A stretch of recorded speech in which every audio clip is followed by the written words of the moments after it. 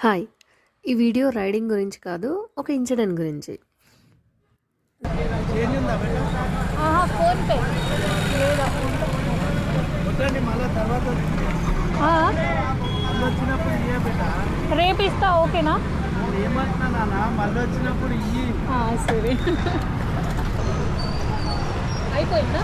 అయిపోయింది. Thank you. PhonePe పెట్టుకోవచ్చు కదన్నా. ఏం ఫోన్ పే పెట్టాలా బేటా? 5 రూపీస్కి స్వీట్గా బిజినెస్ది కాదు, మీరే నెంబర్ స్కానర్ పెట్టుకోండి కదా. అంటే మేడం మీరు అనుకుంటే ఓకే. లాస్ అయినా ఎందుకు?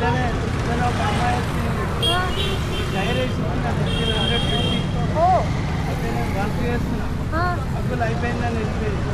అయ్యా నెక్స్ట్ వచ్చి అమ్మ పైసలు ఆదే పెట్టారు, స్కాన్ పెట్టంటే నేను మళ్ళీ వస్తాను.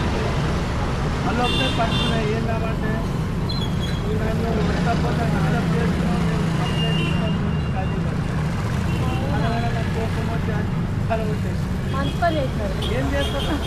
నిజం చెప్పాలా, నేను ఇదొక ఫీమేల్ బైకర్ దగ్గర నుండి అస్సలు ఎక్స్పెక్ట్ చేయలేదు. అయినా అట్లాంటి వాళ్ళని మోసం చేయాలని ఎట్లా అనిపిస్తుంది మా? అరే 1500 సంపాదించాలంటే ఆయన 300 కస్టమర్స్ కోసం వర్క్ చేయాలి. అయినా ఇదంతా కాదు.